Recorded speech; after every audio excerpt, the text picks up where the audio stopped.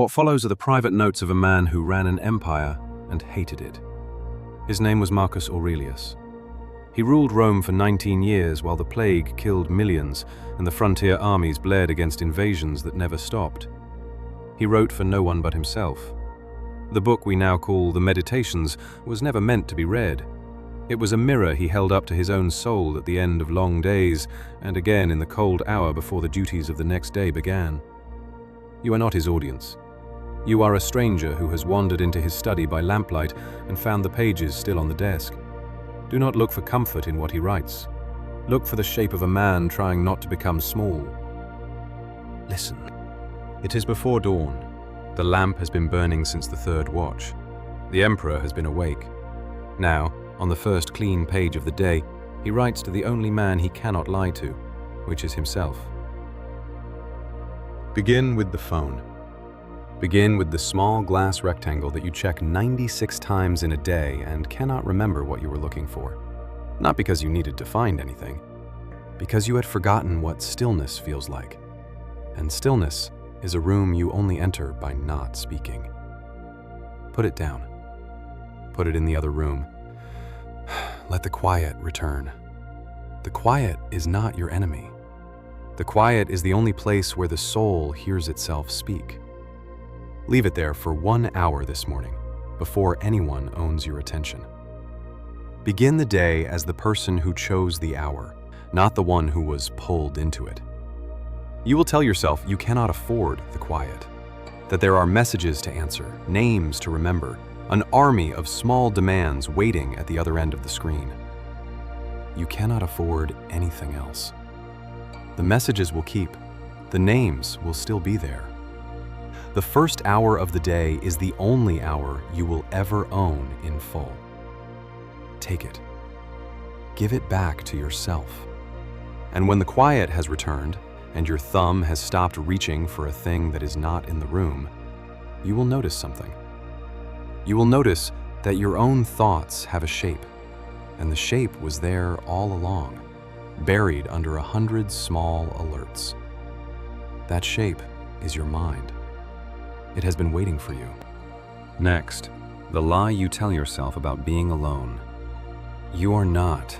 Stop pretending otherwise. The feeling of being cut off is a lie the tired mind tells itself at the end of a long day, and you have been tired for a long time. You are a limb of a living body. What you do to the hand does to the arm. What harms one, harms all.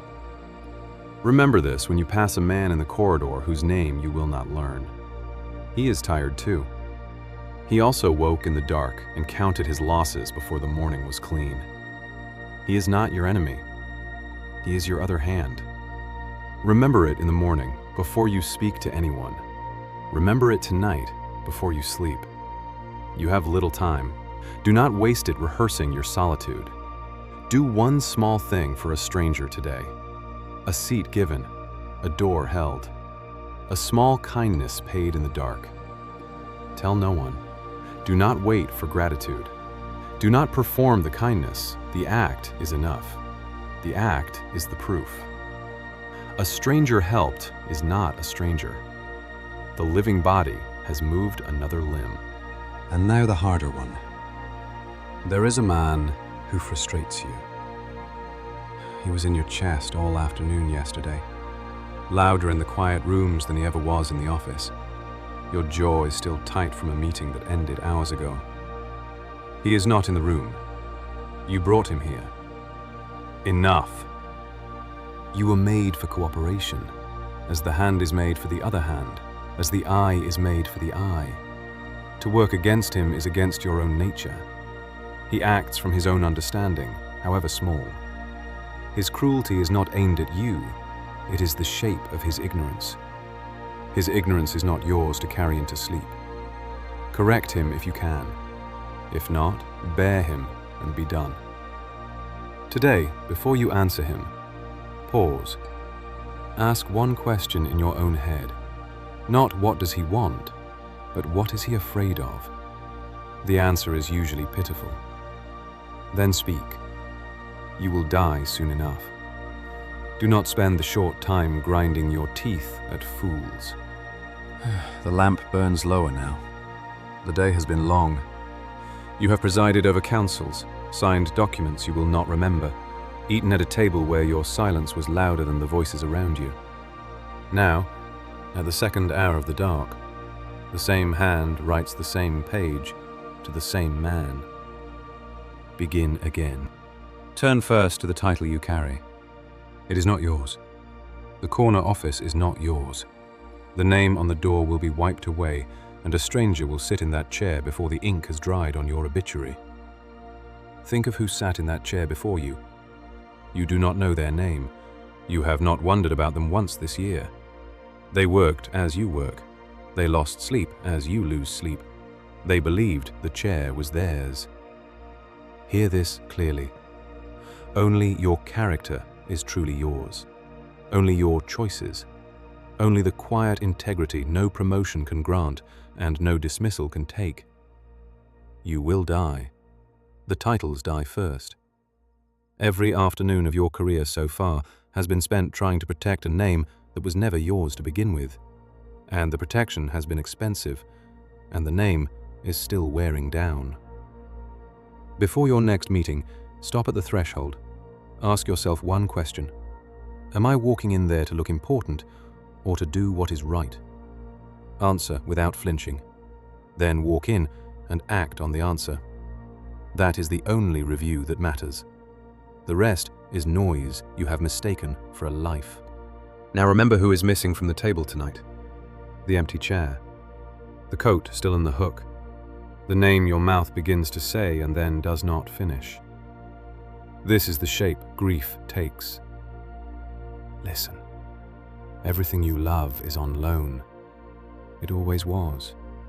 The child, the friend, the mother, the body beside you in the dark. Nothing was taken that was not borrowed first. This is not reason to love less. It is reason to love without clinging, and to hold what remains with both hands, and to hold it now. Today, if there is still time in the day. Tell one person what they mean to you.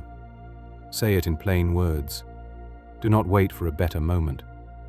The better moment is the one you are in. The next one is not promised to you or to them.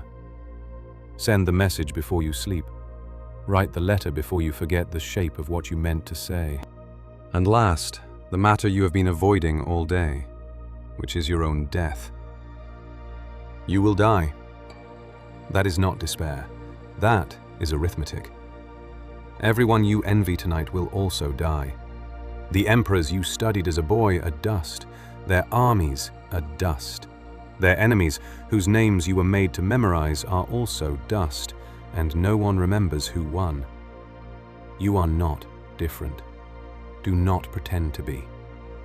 The short time you have is not a problem to be solved or a threat to be delayed. It is a budget, and you are spending it right now, this very sentence, and the spending does not pause. Write down the one thing you would regret not doing if you had 6 months left. Write it in one line. Then, take one step toward it before you sleep. Not tomorrow, not when things are calmer, before you sleep. You have little time. Spend it on what is yours to choose. Spend it on the body while the body still works. Spend it on the people while they are still here. Spend it on the work that needs your hand in particular, and not on the applause that needs anyone at all. Do not spend it on the man who frustrates you. Do not spend it on the phone. Do not spend it on the name on the door. Spend it on the one life you have been given and are about to lose. Now close the book. The lamp is almost out. Tomorrow will come whether you are ready or not. You rose today. That is already more than some.